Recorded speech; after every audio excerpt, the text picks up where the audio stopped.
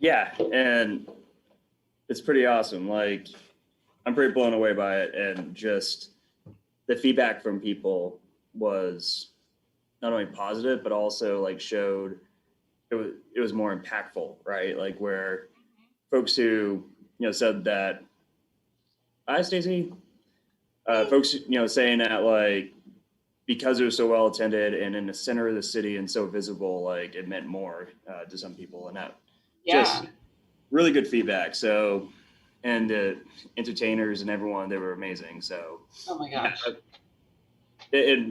we haven't done much in the last year, so maybe I'm like, or maybe we're all just super impressed with get-togethers now. But I think even if not, that was still a really cool event that happened literally like less than 2 weeks in the making.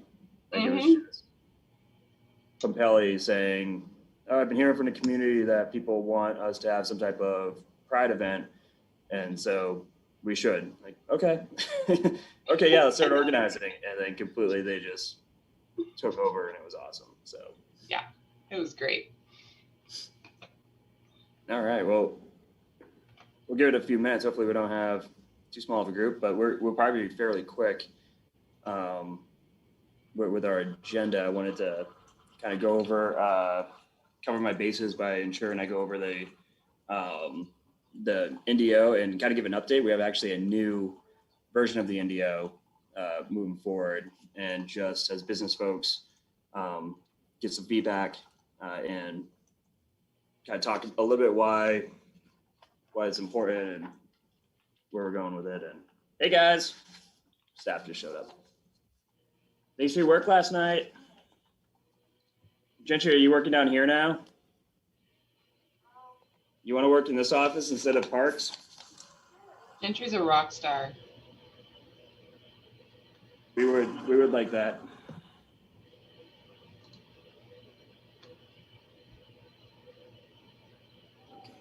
Stacy, I heard you're going to be part of our social media day. Yeah, I'm excited. Interviewing Angie Prather. Yeah. He's been on my list for a while anyway, so it'll be good. Good.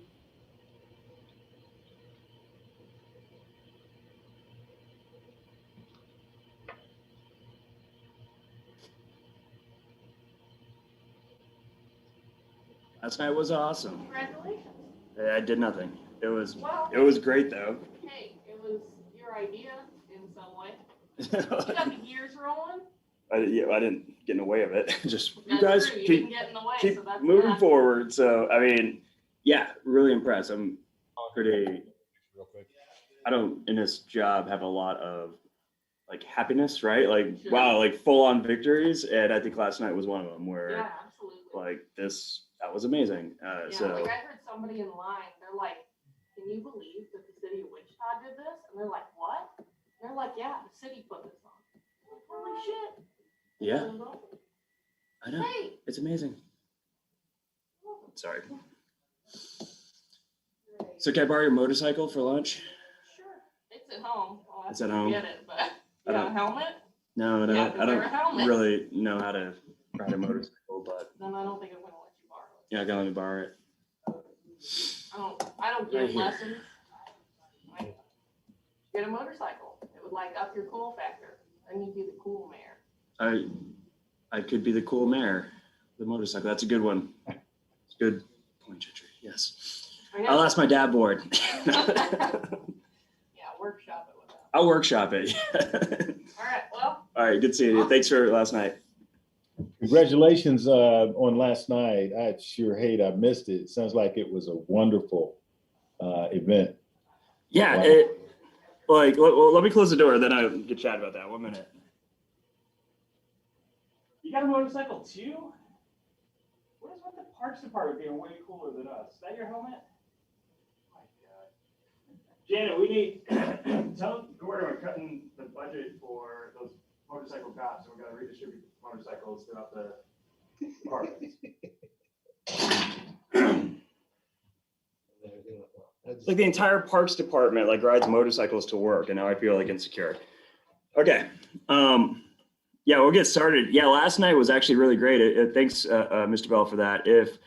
Uh, if folks aren't sure what we're talking about, kind of, or not kind of, like pretty last minute, the city took part in a pretty much a pride festival, or not even festival, I don't know what you call it, downtown at Napster Park.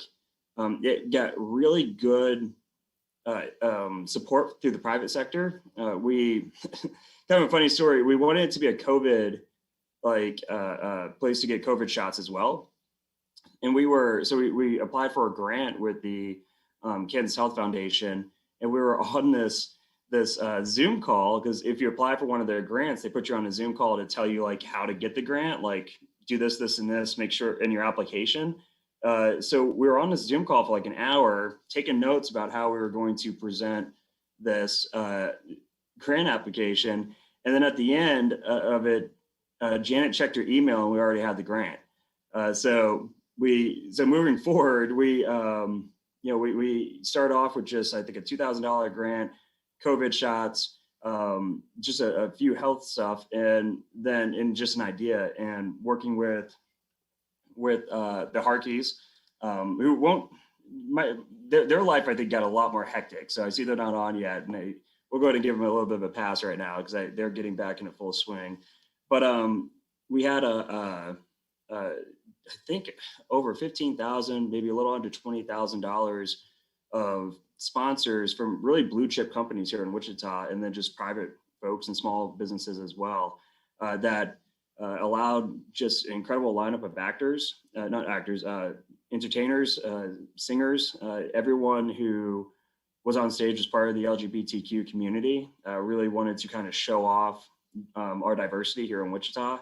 Really well put together. At the end, Pompelli, who pretty much did a lot of the background on this, to put it lightly, he called me 2 days ago and he wanted to know if I knew someone who would paint faces. And we're gonna have kids there, we need face painting. And I'm like, dude, if you are down the list of stuff that you need to like the face paint person, like you're fine. Like, I don't think we even have to worry about it. Like, I don't think we have to, I'm not going to waste my time on this. I got other problems right now. And you probably shouldn't be stressed about the person who paints the faces of people who want their faces painted. And in the end, he got one. Like, he didn't like take my advice at all. And so we're out there and like kids are running around with like face paint on. And it's just, don't listen to me. Don't ever let me get in your way, Pump. Yeah. So, but it turned out really well. And like I was telling Shannon in the beginning of the call, what's interesting is, to me, I'm thinking, wow, this is really cool. It's a really good kind of symbol of Wichita, valuing all of our communities, all diversity, and it is a great gathering, right? And then I had folks come up to me. One person talked about how they've a member of the LGBTQ community and lived in Wichita their whole lives, and actually walking downtown and seeing this in like the center of our town, seeing it so visible, so mainstream, versus, and he wasn't knocking it, but he said a lot of these events are kind of in areas like Cowtown or other venues that are less central. And then to see like, kids, families, people out, pretty much the sponsorship board with just blue chip, well-known sponsors, just like that impact on, I think, some of the folks in that community is stuff that I couldn't even comprehend, right? Like, so really cool event. Shannon, I think, was involved with planning of it. So thank you, Shannon. I think that it's cool, like, that we could pull stuff like that off. So if you missed it last night, Pump, this guy, he actually hired a like videographer and like a better photographer, because apparently my selfies aren't going to do it justice. And I think he was right. So we're eventually going to, because he said like we should be using this video to promote Wichita. And that kind of gets us into, well, we'll get us into our next, or one of our items on the agenda, about really attracting and retaining talent, really trying to just step on the gas when it comes to the tech sector, when it comes to attracting folks from different the coasts, and trying to get Wichita caught up with other cities when it comes to inclusion and frankly image, where we make national news as a city, as a state, a lot when someone in a legislature kind of has a more harebrained idea that becomes that might be a little discriminatory. We'll put it lightly. And let's go ahead and flip it a little bit and not make that. Let's start changing that image, I think, a little bit. But we'll get there. But anyways, if you guys were there last night, if you weren't, and I got a lot of folks who like Mr. Bell who say like, hey, I wasn't there, but I wish I was. Yeah, where I think it's on social media right now. Stacey, I'm not sure if I saw you. I think you might have been there. No, I stopped by for a minute. I had a couple other events and we had some friends in town and they're like, we want to go to the Gnome. And I was like, can we go to this first? And so I had really bad FOMO, but I did stop by to say hi to a couple. So I got to see how amazing it was. Okay. Actually, I was actually, pleasantly surprised because it was kind of last minute. And I was like, are people going to come to this? And just seeing everyone downtown, and I knew that's where everybody was going. So yeah, just amazing. So I'll definitely be at the next one for sure. Awesome. Yeah, one of my problems too is like seeing people, like meeting people and then like Zooming with them for a year. Like I'm not sure when you see them in person, like I think I know you, and it's so I don't know, Stacey, who I thought might have been you, but I think hopefully we all can get a bit of a pass when it comes to like, I would have sworn you were there. But anyways, so let's go ahead and we'll get started. I don't think we'll get to the whole hour today. We might actually rarely stop on time because we got really just a couple things on the agenda. So let's go with COVID updates with Mr. Bell for information that's come down the pipe with the federal stuff that we should get out, using our networks. Thank you, Mayor. Good morning again, Mayor and everyone. And I salute you on the event last night. I sure hate I missed it, but it's been one of many neat events, I think, here, a series of things that I have seen you at, a few other things here lately. So appreciate all of the collaboration and the stuff that we're seeing that really celebrates our city. I think is a good thing. In respect to COVID relief resources, we continue to field a ton of questions in regards to applications that are idle applications.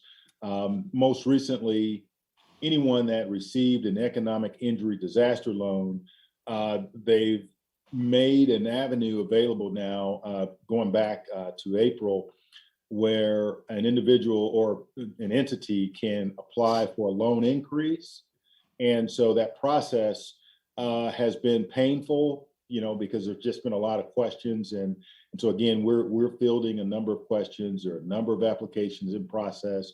There have been local approvals on those increases. So I just want to pass on a bit of hope, to some of those that are experiencing problems. We have seen some loans ultimately get approved for the increases, but the process has been painful, no doubt about it. Beyond that, our normal programming, I think it's important to note that if you have opportunities for, business growth of any sort, SBA still has this debt relief option that was made available through the Economic Aid Act and the American Rescue Plan Act, where we're paying 3 months of payments, principal and interest on loans, and that's going to end September 30th of 2021. So I think it's very important, if there's any business owner on the line with an opportunity, this is the time, to utilize SBA if you haven't already. So I'll stop there, and if there are any questions for me pertaining to SBA, be happy to answer any questions. Hey, Wayne, Go ahead, Alex. Okay. This is Alex from Cotillion, Maba, Lucky's, Kirby's. Any word on the RRF? There was, I had an interesting situation. I was in the priority group. I was funded for 2 of my businesses.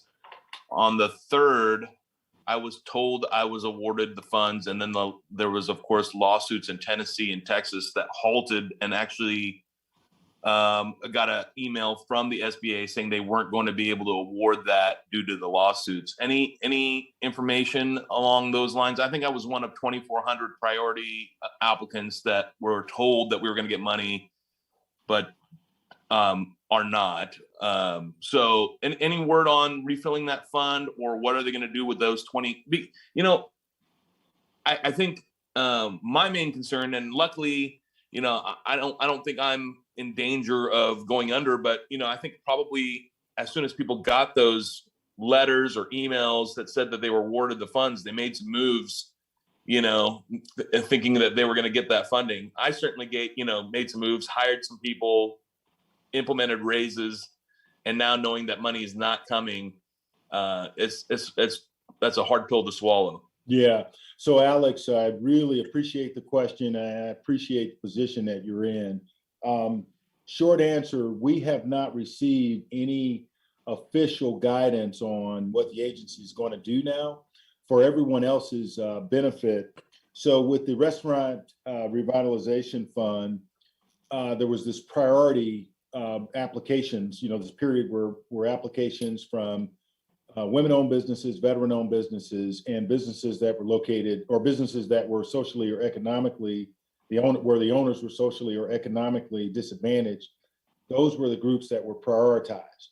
And what's happened is there was a court filing, a case that was filed that deemed and ruled SBA could not do that they had to accept applications, that they couldn't, you know, follow this priority group processing, if you will. So what it's done is it's placed now the agency in a bit of flux, and I think they're still trying to sort out for those that were approved during that process, approved but perhaps not funded. And in this case, Alex, it sounds like you got one that's in that category. I think they're still trying to figure out exactly what the path forward is going to be and what that's going to look like. And for those businesses, hopefully that program gets additional funding, because then that would really kind of, you know. Yeah, that would solve everything, really. I mean, it would, well, maybe not everything. I think there's probably still some people that are going to be left outside looking in. But what about, is there any talk about, you know, in those situations? Because there's about, as far as I read, I think there were about 2,800 businesses that fell into the category that I fell into, that were notified that we were awarded the funds, but then retroactively the funds were halted. They weren't going to dispense the funds. Is there any talk of prioritizing those businesses' idle loans or anything of that nature? Because I mean, I would think that that's, you know, that's the situation. And I mean, you know, the other problem was I went through that process of expanding the idle loan, and part of the decision on how much I was going to pull out was, you know, directly tied to restaurant relief funds. So is there any discussion? Yeah, and Alex, there may be, but it has not been communicated to the district offices. So I will follow up on that, and that specific question about the 2,800 that were approved but not funded. You know, what help is in the works? You know, that kind of thing. I'll follow up to try to get an answer, and I'll get that communicated back to you. Cool. Yeah. Yeah. Just whatever you can send up the pipe. I know that it's you know, there's a lot of things in motion and a lot of sectors in need. So you know, I'm not panicked yet, but certainly that was a huge blow to one of the businesses that was affected the most by the pandemic. You know, I was like 70-80% down. So that would have been exactly what it sounded like, a relief, you know. So, but we will soldier on. So that is the deal. So, all right, Alex, and do me a big favor, send me an email too. Well, I know I've got your email address, but I just want to make sure that I stay with this so that we get you a response back later today. Sure. Yep, I got you right here. I'll send you an email. All right. I have something a little along those lines as well, Wayne. Has there been any other words since the second PPP loan ran out? Has there been any other word on them doing anything else with that for people who, I know initially that you had to have lost at least 25% of your income, but I know there are a lot of us who lost like 80 to 95%. Have they said anything about doing anything more with that with the people who didn't make it through?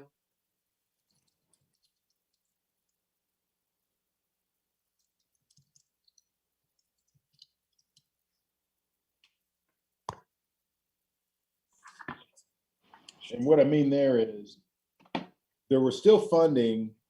As you may recall, there was funding that was still available to those community development lenders, those mission-focused lenders.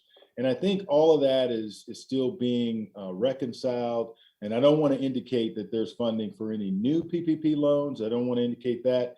But while they're working through all of that, if anything comes available, it'll be communicated to us from Washington. But I know we're still in that period where they're reconciling and kind of, doing those final, payouts of loans that were eligible or not, that sort of thing. So there's a very, very small chance that there could be something that's made available in the future from existing or previous funding, but we won't know that probably for another month or two. And what about, because at the end there, those additional banks, I think were just inundated with just mass amounts. What if some of them didn't even get to your paperwork to even get it submitted?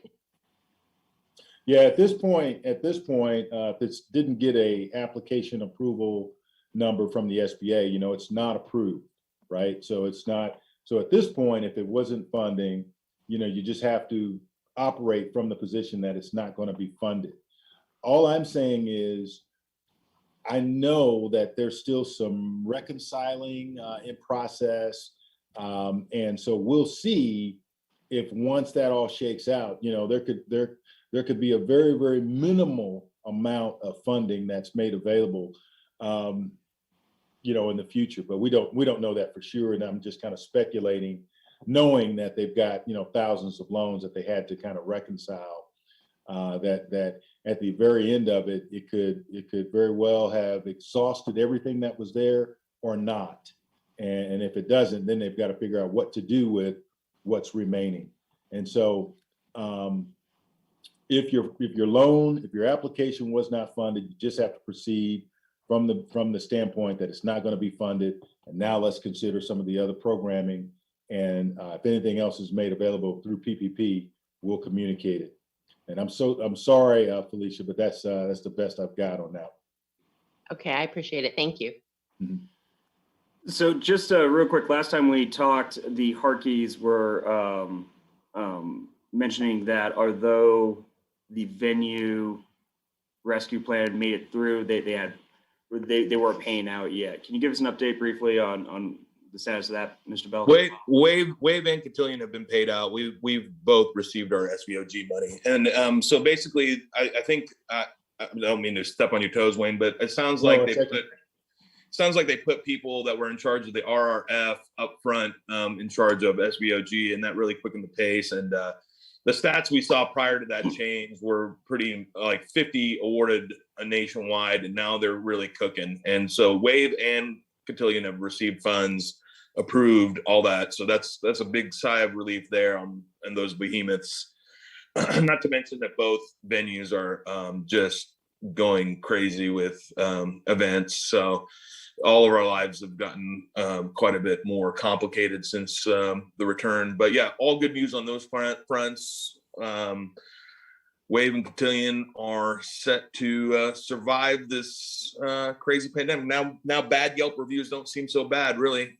People are, starting to get on our case about wearing masks or not wearing masks or whatever the case may be. We kind of know that we have pretty much survived complete and total catastrophe and are here to take, Cotillion into the next century, and then Wave, of course, to be a new institution. So so yeah, we're all good, and it looks like they're really. And I'm in a network of other venue owners regionally, and it sounds like there was a few snafus in terms of EIN numbers being mistaken for Social Security numbers, and then that a venue in KC was denied because they were dead, a dead individual. But other than that, I think I've heard of several other venues that have been dispersed. So SVOG is finally alive and kicking. So, Excellent. and that's awesome. Does a business like Brooks Business, like, so I walked past Brooks Business yesterday, and they had a concert going on. Is that technically a venue? If people were to ask me what counts as a venue, should I kind of point them like something like Wave, or is it something like the Brickyard? Do we know?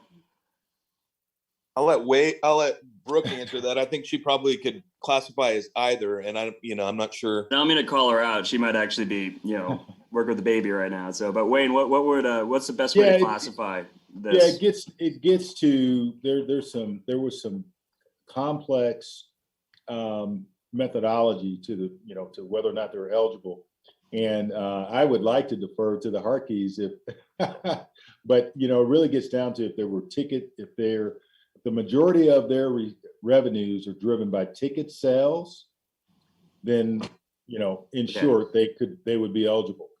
If they're more on the restaurant side, then they really ought to be applying for the RRF program and not the Shuttered Venue Operators Grant. That's what I need to know. That makes sense. Okay. Well, I mean, the thing about it is Brickyard is a venue. Do they operate like the Cotillion and Wave in terms of there were certain asks on the SVOG that a venue of the Brickyard size may not have to go through, and then they probably would have struggled to verify, even though they are a venue. I mean, the Brickyard is a venue you go see a live concert in, but there are 500-600 cap. I'm not sure, but it would be the document requirements from SVOG were really aimed at larger event centers that go through contracts with artists, that show that, you're dispersing a certain amount, and at smaller levels, you're not always dealing with that contracting. So that would have made it kind of difficult, but in our terms, we all consider the Brickyard a venue. But in SVOG terms, maybe not, or maybe they could have had a clearer path to RRF than SVOG. And I did that, I considered Kirby's a venue as well, but it's, a 50 cap, an 80 cap. I initially had thought about applying for SVOG for Kirby's, but we just did not, even though, we are a live music venue and we don't get business without live music, we just did not have the documentation to, really apply for SVOG. I mean, so we went for RRF and got it. So, and the amount, I think, was better with RRF than it would have been with SVOG. So there are a lot of places that kind of fall in between. You think of all the mid-level bars that do live music. So they're a bar, but they're kind of a venue as well, like Barleycorns or some of those, a lot of places downtown that have bands. They may have had just a rougher road applying for SVOG, bottom line, because of the documentation requirements. Brooke, what do you think? I see you just stepped away turning the for a camera on. minute. So, and then I heard the name of my business come up. So I was like, oh shit. Oh no, you get a pass. We're just we're talking about, and I mean, that is terrible what Alex is going through. I have not heard of anyone being stuck in that middle ground like that, but that is, I mean, to get the notification and think you're going to get the money and then basically make plans for the money and then not see it, I mean, that is quite the predicament. I wouldn't, I can't believe that that's actually happened. Yeah, again, that was driven by the court, by the court case. And so it put the agency, I mean, it literally had to back up Yeah. midstream, and so it's a very unfortunate. No doubt. In this world, the court's like the refs, right? Like you think you scored a touchdown and then they bring you back 5 yards. So. Yeah. Yeah. Bummer. Well, okay. Well, but I mean, yeah, it's a bummer just because I think we all are in that situation where we think we're going to get the money, so we plan for it, and you plan carefully, but then when you actually get a notification you're going to get the money, then you press go. Well, the only saving grace is, I know it didn't go to some evil empire. It went to another, restaurant in need. So, I'm not looking at it so negatively. I mean, I think the only thing that's unfortunate about it is the notification and then not getting the funding.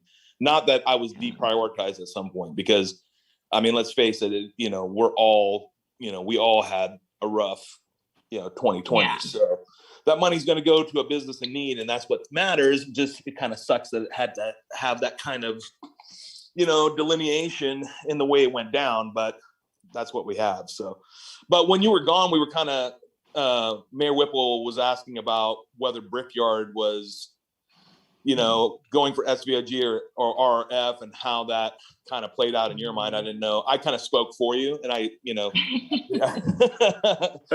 think I got Alex is speaking for me now. Now we're in trouble. And my question was more about if I was to describe to folks like what's out there. You had the Wave, for example, that's a venue. I walked past your place last night and it sounded like a venue, right? So what, if we're super what would lucky. I recommend people?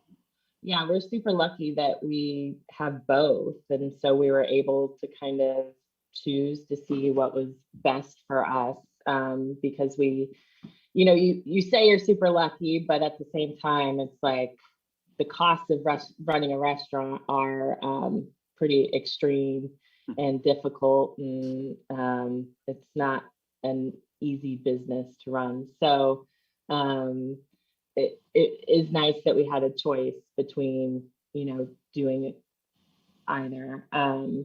But the Save Our Stages,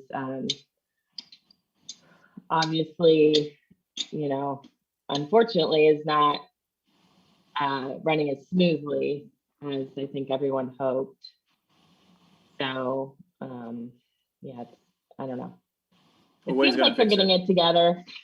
But, I said Wayne's gonna fix it. Don't worry. Yeah. So, anyways, I mean, we're just lucky. We're also, I mean, we have a female majority owner, so that helped us too. But yeah,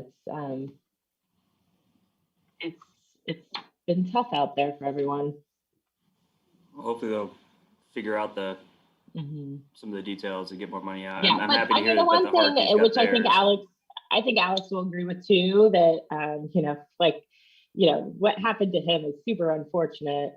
However, hopefully it all gets worked out and he gets the money. But it is very exciting for what's about to happen for businesses in the next year to 2 years in terms of getting this help. I think you're going to see some really cool new things from restaurants and bars all over. So I can't wait. All right, so I forgot to approve our minutes, by the way. So do we have any more questions for Wayne with Yes. COVID? Yes. Back to the idol, if you guys don't mind sharing just for a minute. I kept getting emails from idol suggesting that we might be eligible for a supplemental or something like that. I can't remember, but to basically move it from $5,000 to $10,000 to $15,000 advance. And by them messaging me multiple times, I assumed I needed to do that, or I should, and maybe that would trigger the other thing, to the bigger portion of the loan. Maybe it was a step I missed. So I went ahead and did it, and I didn't get an email or notification or anything, but I just looked like earlier during this meeting and found that it had been declined. So there's stuff happening without you noticing it. If you're an idle, applicant, you might definitely go check it every day, like I typically do. And this is just something I noticed now, because we're part of the group of people that are still waiting on the final clarification on like when we might get the balance. So I just wanted to let others know the same thing. I did also want to drop. You may have noticed these massive long links that came out of an e-newsletter from the Restaurant Association, but there are two things I've already sent. I'm trying to send you another thing. To provide support for the RRF funding that's going to politicians. So perhaps if you could sign that on behalf of our Restaurant Association, that'd be good. And I will just clarify something that was concerned to me, but the Restaurant Association has definitely taken the position that they need to reopen those applications for minority businesses. I was a little bit concerned that they would take a conservative approach and say stand with those politicians that wanted to allow the white-owned businesses to proceed, and they did not. They definitely went the right route, is my opinion. So if you're worried about that association, it's not a bad one, I don't think so. And I'll try to figure out, my computer's wigging out right now, so I can't seem to get the link for the advocacy thing. But thank you. Wayne, if you know anything else about the advanced grant, let me, I'd like to know more. Yeah, thank you, Andrew. Really quickly on the supplemental 5,000 that you were talking about. So you were obviously located in the right type of area. It says a low to moderate income area. The other part then was you had to have a 50% economic loss over an 8-week period when you compare 2020 to 2019. So you had to have a 50% reduction in revenue. And the area that you probably may not have met is that you had to have 10 employees or fewer. And that might be the threshold that you didn't make. I suspect, just being somewhat familiar with your business. You're muted, Andrew. Can't hear you. Yeah, sorry about that. Yeah, you're right. We have 17 right now, but we did have less than 10 for a hot minute. But that's probably the only hurdle that you didn't meet. So anyway, I'm happy to answer any other questions offline, just for the sake of time. And Mayor, I just appreciate you allowing me the opportunity to share. I know I don't have all the answers, but just trust that we're working hard and trying to get answers and trying to elevate the local cases that are brought to our attention. So thank you. No, and I appreciate you being a standing agenda item here, where there are folks who I think check into our meeting because we put it out on YouTube and can get questions answered that way. And then also folks on this call are people who are very influential in this sector. So getting those questions answered and information out is going to help really all of Wichita who's looking for the details of these programs. So thank you. I'm just going to go ahead and ask for approval of, or make a motion to approve the minutes from May 28th. Again, for some reason I skipped this and I apologize. So so Amber has seconded the motion. All in favor of passing the minutes, please say aye. Aye. All right, all opposed, same sign. Minutes pass. Very good. Okay, cool. So got that done. So next thing I just want to talk about a little bit is the NDO, non-discriminatory ordinance that we have. I want to clear up any I guess, issues. There are some folks who are organizing against it. We should have a vote on July 6th. And there are some folks who are organizing against it right now. And some of the stuff they're saying isn't accurate. So I want to get accurate information out there. Seems to be a lot of concern about Colorado wedding cake makers, and this doesn't really apply. So anyways, basically what we did is in February 3rd, I asked staff to draft a ordinance that would get Wichita really up to speed with 20 other cities in Kansas to have a local, really locally, a non-discriminatory ordinance on the basis of pretty much all protected classes, plus veterans and plus sexual orientation. And it only applies to public accommodations, which is like parks or anything that normally can be rented to the public. And housing, which is exactly what it sounds like, and also employment. And what the local ordinance does and why it's needed is it actually creates a alternative to really lawyering up and going to district court or going to state by having a elaborate mediation process. And then if you can't mediate the situation, you would go to court here in the city and you could face a fine if you're found guilty of discrimination. So the ordinance that passed through actually, and it was a bit dramatic, I guess is the way to put that meeting. And I can give you guys a little bit of background. Where the ordinance that was drafted, I had the Human Rights Campaign look at it. And I said, hey, email me if there's any red flags. And they didn't email me. And then when Equality Kansas, who works in the state level here, said, hey, there's problems with it, and pretty much went very public with that. I wasn't sure there was because I didn't get any emails. And then I called or got on the phone with the Human Rights Campaign, and they said, yeah, we were emailing your staff, Dante.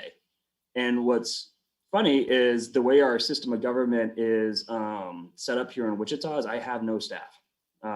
We have like a firewall between the administration and the policy side, which means Dante doesn't report to me. So he was getting the emails about, hey, we need to change this, this, and that. And I wasn't CC'd on it. And because I was out of town with my brother's bachelor party, they just kind of didn't tell me. And I don't think Dante and a lot of folks here are online. Like, I don't think they realized how much it was kind of becoming a very public issue. So once I got that cleared up, we brought people to the table to figure out a local mechanism or a better local mechanism for enforcement. Now, again, the big push or the big thing for enforcement here is that it actually, through the city, allows more access to an enforcement mechanism for people who can't afford lawyers, people who can't afford to sue someone, right? Like, by filing a complaint, and how it would work is if, let's say, Wayne Bell discriminates against me for some reason, right? And it's legitimate. He discriminates against me because I'm a veteran. And he says, hey, I'm really just not going to rent a house to you because you're a veteran. And in my experience, veterans have problems holding jobs, which is discrimination I actually hear from veteran groups that veterans face. Let's say he texts me that, right? Like, it's obvious, like that's what's going on. I can go to the city if this ordinance passes and say, I've been discriminated against for housing on a basis of being a veteran, and then show them, present the evidence, right?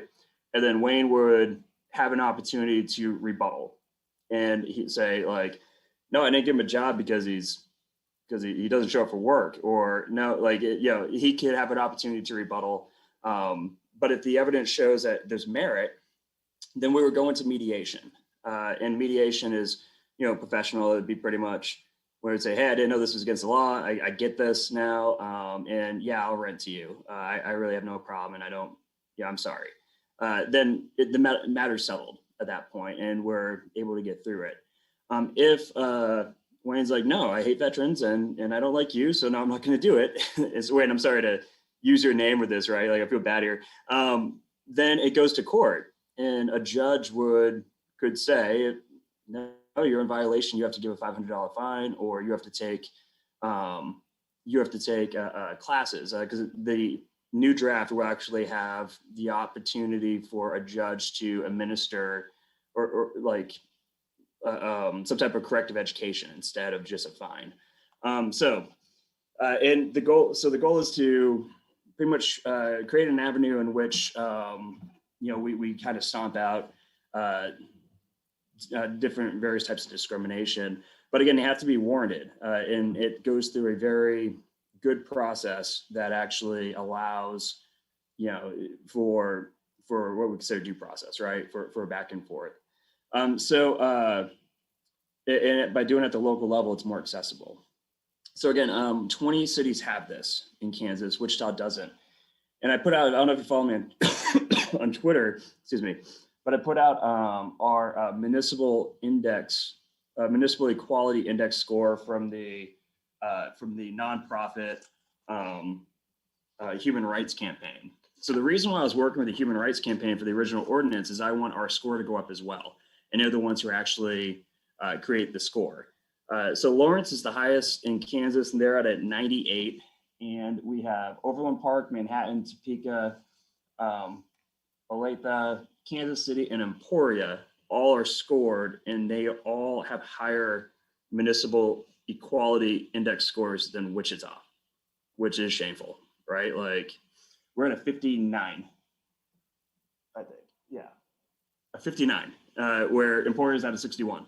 Like, so and I don't have to really, I think, stress to many people the economic case for a diverse workforce, the case when it comes to retaining and attracting talent. I have pages of research that shows that cities that are more inclusive, that people feel comfortable in, that have these type of ordinances, actually attract and retain talent, particularly talent from the information sector, from folks who are working in that new economy. So and also just add, every top employer in Wichita has a policy that protects people, like anti-discrimination policy. And on the Fortune 500 list, every one of the top 100 companies mentioned on that list has this type of protection. So by the city coming around and actually kind of taking a page out of the private sector, I think that's a good move. And then also, because this has been already implemented in so many cities, it allows us to not really kind of reinvent the wheel. Really, we can learn from what other folks have done and have really sustainable policy. Now, I do want to address, now I'll get to questions. None of this can go outside of what we consider state law, right? So state law is here, we can't go here, which means the state law has the religious freedom protections. The state law has other protections where pretty much you can't use this offensively. And in doing that, we wouldn't be trying to change the framework, and we couldn't, that the state has already set. So some of the more, I think, kind of ridiculous arguments are really not applicable. Like, and the folks who have organized against this, they're not citing Kansas when they cite like examples of how things go might be taken wrong because someone doesn't want to photograph a Jewish wedding, right? Because they're Christian, supposedly. Like, that stuff doesn't happen in Kansas because our state law, we have different state laws. So usually, and then you get in these really weird what ifs. Like, what if I identify myself as like the 70-year-old man? Now can I force the city to give me a pension?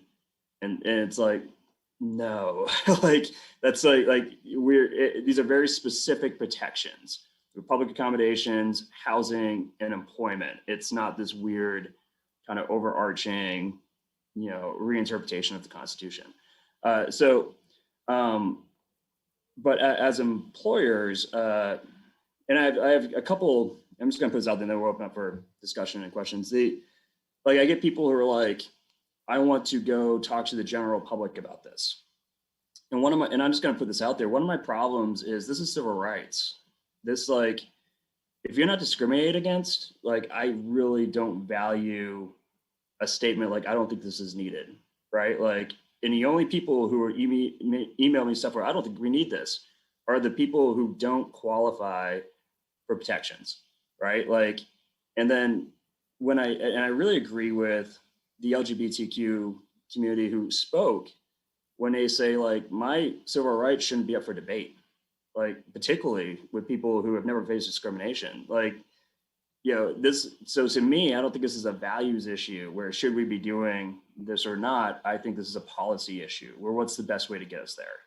And I think some of my colleagues think we should still think if it's a value issue. And I think that's not, the test of time has shown that we are not interested values wise, the majority of our community, and I guess denying the civil rights or enforcement of civil rights, for groups of folks who are outside of political power. And it's Juneteenth and it's Pride Month and we have a lot going on in June. So I think it's fairly appropriate. Also, I'll point out that although a lot of the LGBTQ community, I think, is really what folks talk about when it comes to these protections, it's also senior citizens. The AARP has in their platform protections from discrimination for age, for housing, and for employment. Their members get discriminated against. This would also apply to that, to ageism, and the folks with disabilities. If you're discriminated against because you have a disability and you could do the job, then this provides an opportunity to go into mediation with someone who said, "I'm not hiring you because you're disabled." It's interesting. If veterans, reached out to Passageways, who told me stories of homeless vets who finally are ready to get on their feet and are denied housing because they're veterans, because there is a perceived, you must have an issue that they perceive, but it's a discrimination. It's not real. So so this is more than just protecting the rights, I think, of the LGBTQ community. We also have to take into account that there are other groups who also face discrimination, and this would allow a local mechanism to have that addressed. And if you do it right, Manhattan has not had any cases like in years, and it's because they put this in place, they educated people about it, and now people get it. And so if you do it right, we won't have many issues. So that's the overview, and we'll go ahead and get some questions here. Oh, bye, Wayne.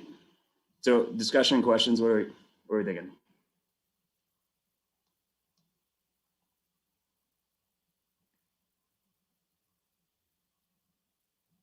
I'm going to get this whole, you didn't reach out to the business community and you guys are my business community. So Andrew. What do we got to do to help? I think it all sounds great. Sign me up. What do we got to do? Who do I got to call? That was easy. I didn't expect that reply. Frankly, I love it. Yeah. So frankly, what's interesting is, and I'll let you in on the politics of it then, where the new draft is getting written and it's better.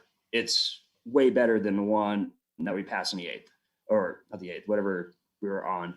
It's really the one I asked staff to make originally, and I'm glad that they doubled down on it, and which means that we have a chance to get a really better policy. Now there are folks who are, I think, hesitant in a different generation of leaders here, right? Who are, I think, are more hesitant, and also there's a political caution, I think, too, where some folks who have elections coming up see this more as a Democrat issue, and they might be a Republican, for example. Really, I think it's taking away arguments.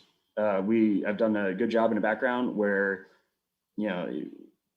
the cake thing doesn't apply. The stuff that people have been concerned about and sending emails about, none of it applies, and we can show that. I think that it's just reaching out to council members. It's reaching out to really council members and speaking up, stakeholders. I need more folks besides this should be enough. The LGBTQ community, one person coming and saying that they're discriminated against, and it should be enough to pass something to protect that one person, in my opinion. But I think that we need to have a stronger coalition of folks who represent different segments of our society who say, yeah, this is a good idea.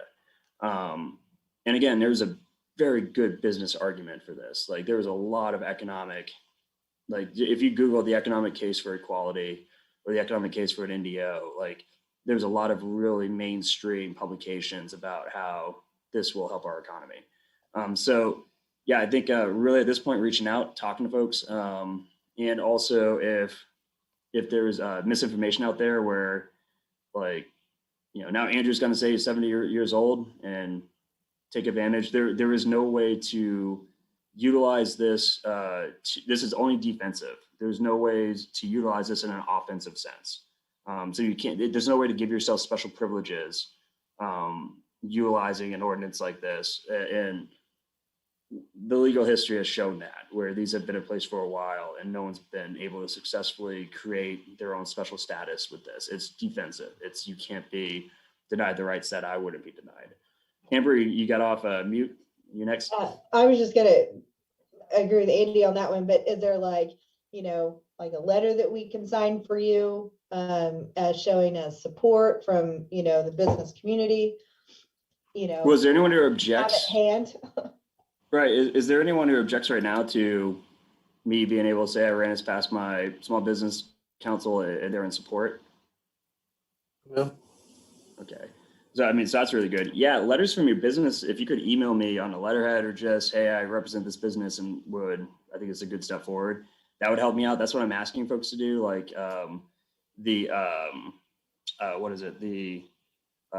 For example, and I might have a panel coming up of other folks where we could talk about this, like bring it in, like representation from the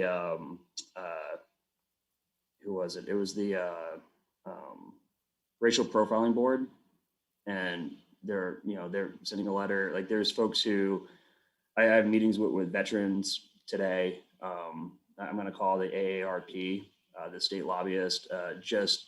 I'm looking to expand the support, like folks who we had really good members, folks who represent the LGBTQ community work on this and talk about it at council. And we did have a civil rights leader, Miss Casey, also speak to it, but I think that we could do a wider showing of support outside of just LGBTQ. Because there is multiple reasons, and I want it to be seen outside of just that lens. Because for some reason, there are folks here who I think are willing to discriminate against LGBTQ, but it's a lot tougher to discriminate against people because of age or because of veteran status, right? Like in showing that this has a wider approach, I think is smart, and showing as wider support from people like you guys also adds credibility. So. This would be similar in our industry to the Fair Housing Act. So it kind of follows the same guidelines where we have the protected classes. So yeah, I definitely, any help you need on that, let me know. Yeah, Jeff Bluebog's a realtor, and he mentioned that. And usually you'll get this is already covered. And it's right, but like there isn't a local easy way to enforce it. So I think the proper response to that is like, right, you're already doing this. Like, we're not asking you to do anything you're not doing. It's just, if you got someone like me, I rent my old property. I don't really know what I'm doing. My business isn't real estate. If I was to say, I really don't like you're this kind of people that you are, doesn't fit the neighborhood. So I can't rent to you. Like, they would have a chance to pull me into mediation, let me know that I'm wrong, and therefore I correct my behavior, or I go to court and pay a fine. And so I think folks like you, Lee, who are in this world, like, yeah, you guys are already doing it. You have nothing to worry about. But how we trickle that down, this helps other folks come along as well. But again, this doesn't exceed state law. It can't, because we're a city. Like if we could, then people would tell me to legalize marijuana, right? Like we can't exceed state law. So state law is here. We're here. We can't go here. So I think a lot of professional business folks like you all, you're already there, and hopefully we'll get to the point. Hopefully we won't have any takers, right? Like hopefully we'll be like Manhattan, where everyone already gets it. We're all up to speed, and this is just kind of a safe fail. So I think it's real important for us as individuals, if you feel this way, guys. is to strike up conversations with other officials or people and challenge them to think about what they are doing currently to help limit discrimination. And if they can't think of anything real, like because they would have to be advocating for something and physically doing something, if they were a true ally or advocate, this is one way that they can show support for an idea. I think if you challenge someone to think about what they are doing and they're not doing anything, this becomes a real simple solution to really, feel like they're doing something. And it can't just be them. It's got to be those people plus their collective audience. If I'm just ignoring this idea or pushing it back on it because I'm going to be reelected, that's not supporting discrimination or anti-discrimination measures. And again, getting people to rethink if they're not willing to think differently, because it's always been this way. I got this policy that exists in my industry. It's not really an issue in our community or whatever. Well, then what are you doing to solve it when you see it? And if they say, well, I don't see discrimination, then that's an easy tackle point. Say, well, I can give you examples of where people are being discriminated against. Would you like to know about that? Because we do have this obligation to solve these problems. Just get people to rethink this, and then they will slowly start to change their thinking. Don't give them an opportunity to not rethink it, I guess is what I'm saying. Right. So I'm putting in a chat right now because someone said, hey, where can I go to see the language of this? So the language that it's an amended draft, we would call it a substitute. We would call it like a substitute bill up in Topeka because it's substantially changed at this point. But it is based heavily on Overland Park and what they did. And they're right. We're in a position where I really want to be as a mayor, where if there's a problem, focus on a policy, let's fix the policy. And legal came back with a stronger policy, much better policy. Because if you don't fight the policy, you fight the person or you fight the process. And so just come up with better ideas, come out with better policies. So the policy is based off Overland Park at this point. And what they had to do, it's much more beefy because they took the state level definitions and they wrapped it around the ordinance. So it's in compliance with the state. Overland Park already did that. So it's much more detailed and, like I said, more meat on it than the original that was passed a couple weeks ago. So at this point, I believe in the process, we are getting it out to everyone. And then eventually we show it to the public. And as soon, because we can, it gives a time for council members to give feedback and make little things change, little changes on it and so on. And then the draft that goes to the public is much more of a final draft. And that one will be released likely next week.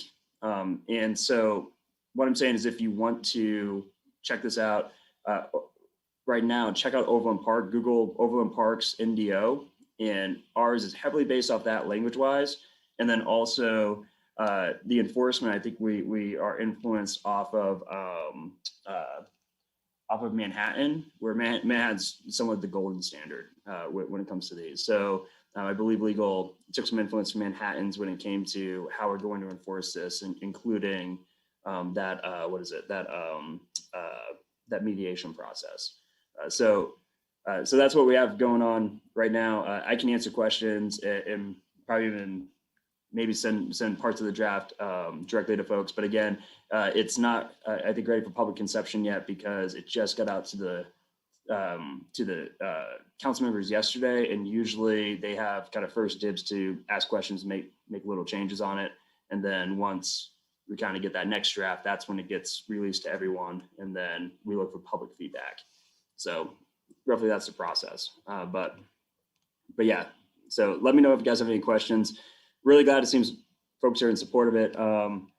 Again, it's kind of an outward signal, right? I think I'm going to fix the scoring. I think we can do a lot better with the scoring, and we're not getting all the points we should be getting. So I think this doesn't really add so much to the scoring of our human rights campaign municipal index, but it's if you are looking to relocate our public and your employees, your company values inclusion, our national public image right now, these are where you would go.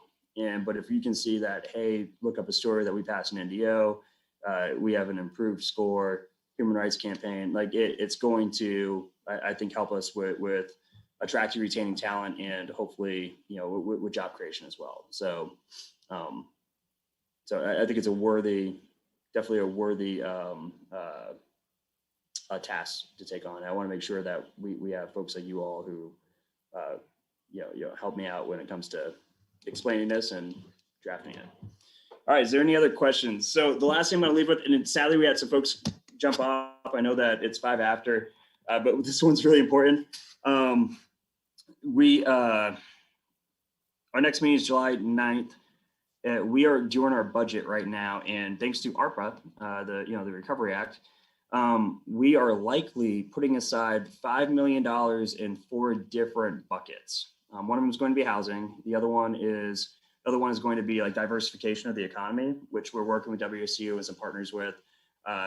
But the 2 that I think we should be thinking in the back of our heads as small business, and really where I want lots of feedback.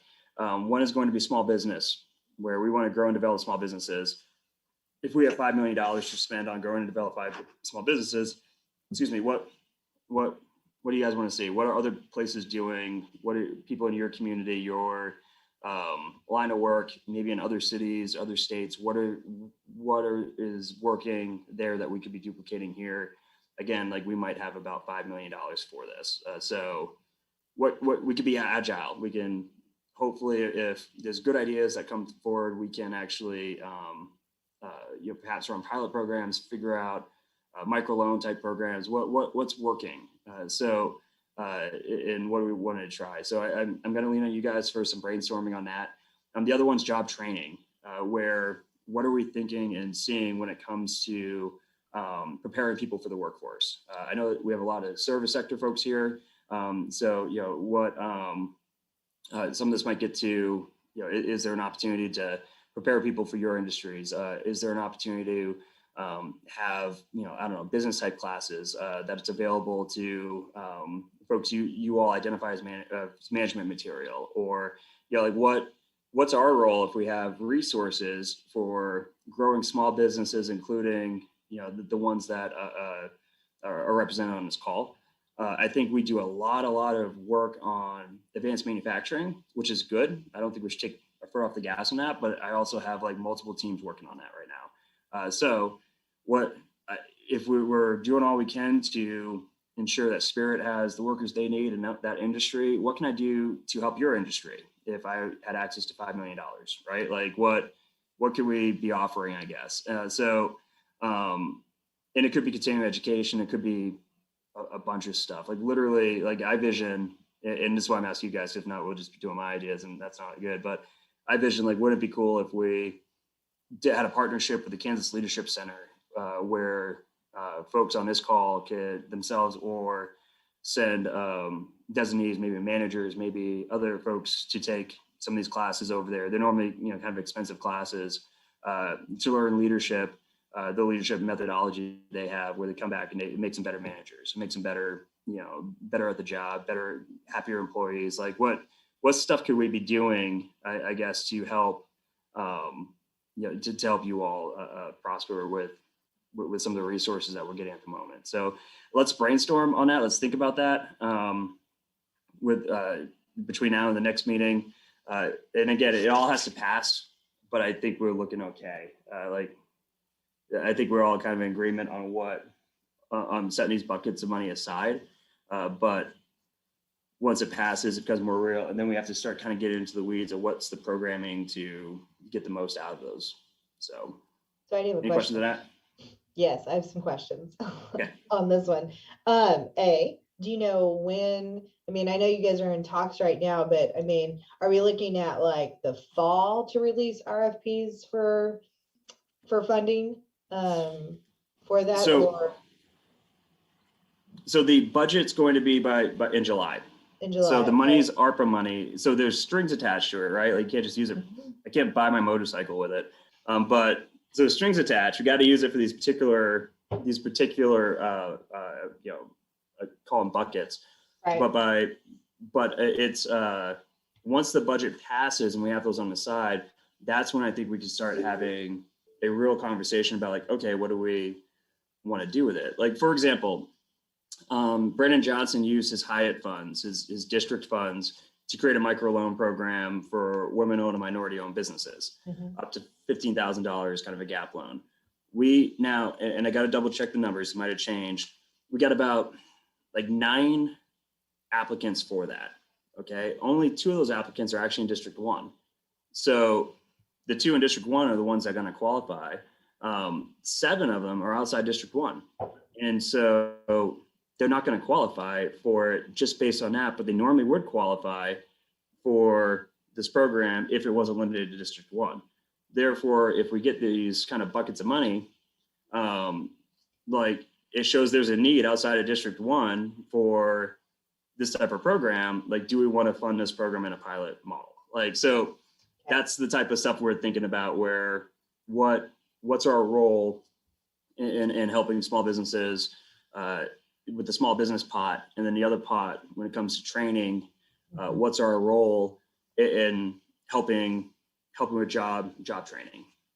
Sure. And then my two other one thought for your bill is maybe if we could try to find some more diversity and inclusion training that we can offer, maybe like Kansas Leadership or something like that. Because I know for my organization, I'm trying to find funding to do that, but to make sure that all of my staff has diversity and inclusion training.